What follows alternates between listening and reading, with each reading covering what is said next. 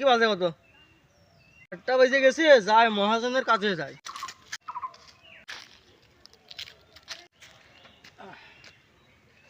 ইফতারের সময় মনে হয় হেয়াই আসলো, মহাজনের কাছে একটু যাই। মহাজনের কাছে হিসাব নিকাশ করে কেমন টাকা মেকা পাই একটু দেখে আসি। মা বাবাদের পোশাক আশাক কিনতে হবে ঈদের।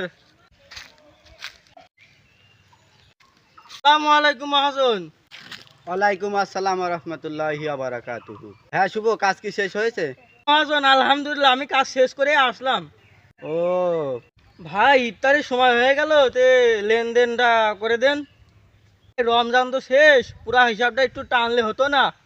আরে তোমার টেনশন নেই, আমি সব হিসাব করে আইছি। তুমি মোট টাকা মেকা নেছো আর বাচ্চার যে 5,000 টাকায় পাচ্ছ। তা ঠিক আছে মহাজন, দেন আলহামদুলিল্লাহ। নাই শোনো তো ভাইয়া, ভাইয়া শোতো। আসসালামু আলাইকুম। ওয়ালাইকুম আসসালাম।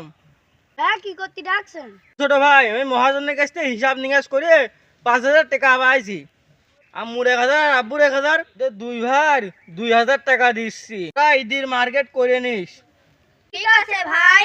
আমার কাছে আছে, নামাজ পড়ে ফিতরা দেবো না আরে ভাই, ফিতরা তো ওই সময় দিতে হয় না। বলে।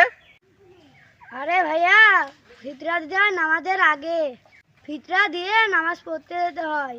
হযরত মুহাম্মদ সাল্লাল্লাহু আলাইহি সাল্লাম আমাদের যেভাবে বলেছে সেভাবে করতে হবে। নামাজের পরে ফিতরা দিলে ওটা কোনো কাজের দুঃখী নিয়ে কিছু কেনাকাটা করবে। ও ভাই, তাহলে তো আমি এটা জানি না। ঠিক আছে, টাকা দিয়েছি তোমাদের কাছে, আর যার যার নাম বলি তুমি তাদেরকে দিয়ে দিবা। ইনশাআল্লাহ।